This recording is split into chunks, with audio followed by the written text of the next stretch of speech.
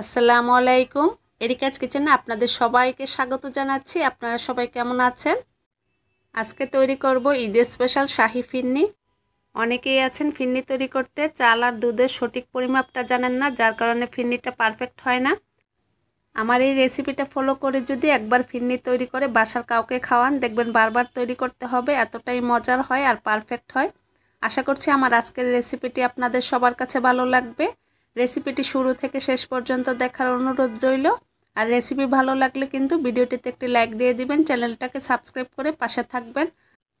আজকের ফিরনির রেসিপিটা একদম সহজভাবে তৈরি করে দেখাবো। তাহলে চলুন দেখে নেওয়া যাক কিভাবে তৈরি করব। প্রথমে আমি একটা বাটিতে কালো জিরা পোলাওর চাল নিয়ে নিব। মেজারমেন্ট কাপের যে 1/4 কাপের কাপটা আছে, এই কাপ দিয়ে আমি 3 কাপ পরিমাণ সমান করে চাল নিয়েছি। যাদের হাতের কাছে এই মেজারমেন্ট কাপটা নেই তারা 1 লিটার দুধের জন্য 1 মুঠ পরিমাণ চাল ব্যবহার করবেন। নর্মাল টেম্পারেচারে পানি দিয়ে চালটাকে আমি কষলিয়ে 3 থেকে 4 বার পানি চেঞ্জ করে ধুয়ে নিব। তারপর আমি চালটাকে ভিজিয়ে রেখে দিব 15 থেকে 20 মিনিটের জন্য। 20 মিনিট পর আমি পানিটা ঝরিয়ে নিয়েছি। একটা হাঁড়িতে লিকুইড গরুর দুধ নিয়েছি 3.5 লিটার পরিমাণ।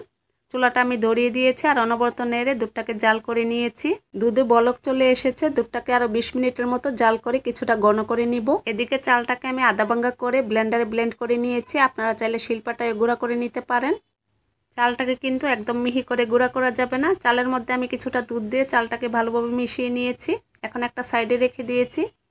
একটা বাটিতে 1/2 কাপ পরিমাণ কাজু বাদাম নিয়েছি। 1 কাপ পরিমাণ গরম লিকুইড দুধ দিয়েছি। বাদামটাকে ভিজিয়ে রেখে দিব 15 থেকে 20 মিনিটের জন্য। এদিকে দুধটা অনেকটা ঘন হয়ে গিয়েছে, দেখুন দুধের কালারটাও চেঞ্জ হয়ে গিয়েছে। এখন পোলাওর চালের গুঁড়াটা দিয়ে দিব আর অনবরত নাড়তে থাকবো, না হলে নিচ দিয়ে লেগে যাবে। আমি এখানে 1/4 কাপটা দিয়ে 3 কাপ পরিমাণ চাল ব্যবহার করেছি 3.5 লিটার দুধের জন্য।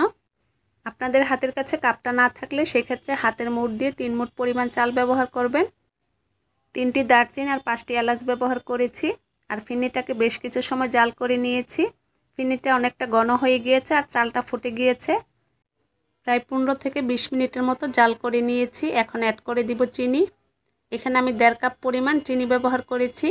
মিষ্টিটা আপনারা আপনাদের পছন্দ অনুযায়ী বাড়িয়ে বা কমিয়েও নিতে পারেন, তবে 1.5 কাপ পরিমাণ চিনি দিলে মিষ্টিটা একদম পারফেক্ট হবে। চিনি দিয়ে আমি আরও 10 মিনিটের মতো জাল করে নিয়েছি। এখন আমি ফিরনি থেকে এলাচ আর দারচিনিগুলো তুলে নিব। এইগুলো থেকে কিন্তু সবটুকু ফ্লেভার বের হয়ে গিয়েছে। সবগুলো এলাচ আর দারচিনি তুলে নিয়েছি। কাজু বাদাম গরম দুধে ভিজিয়ে রেখেছিলাম যে, সেটাকে আমি ব্লেন্ডারে ব্লেন্ড করে নিয়েছি। সেই মিশ্রণটা সবটুকু দিয়ে দিয়েছি। এখন ভালোভাবে নেড়ে মিশিয়ে নিব। 1/2 কাপ পরিমাণ কিশমিশ গরম পানিতে ভালোভাবে ধুয়ে তারপর আমি এখানে দিয়েছি। 1 চিমটি পরিমাণ জাফরান দিয়েছি 1 টেবিল চামচ দুধে ভিজিয়ে। আমি ক্যামেরাটা চালু করতে ভুলে গিয়েছিলাম। আরও 5 মিনিটের মতো রান্না করে নিয়েছি। সবশেষে দিয়ে দিব 2 টেবিল চামচ পরিমাণ ঘি। কেওড়া জল আর গোলাপ জল দিয়েছি 1 টেবিল চামচ পরিমাণ। এখন ভালোভাবে মিশিয়ে নিব। এরই মাঝে কিন্তু ফিরনি থেকে খুব সুন্দর একটা ফ্লেভার বের হচ্ছে। আর কালারটাও দেখুন কত সুন্দর হয়েছে।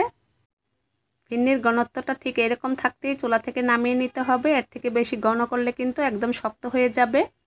আমি চুলাটা বন্ধ করে দিয়েছি। আজকের ফিরনি রান্নায় কিন্তু আমি কোনো রকম গুঁড়া দুধ ব্যবহার করিনি। দুধটাকে জাল করে একটু ঘন করে নিয়েছি। আপনারা যদি গুঁড়া দুধ ব্যবহার করেন সেক্ষেত্রে দুধটাকে জাল করে ঘন করার দরকার নেই। আশা করছি আমার আজকের এই ফিরনির রেসিপিটি আপনাদের সবার কাছে ভালো লেগেছে।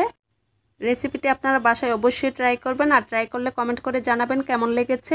রেসিপিটি দেখার জন্য আপনাদের সবাইকে অসংখ্য ধন্যবাদ। আসসালামু আলাইকুম, আল্লাহ হাফেজ।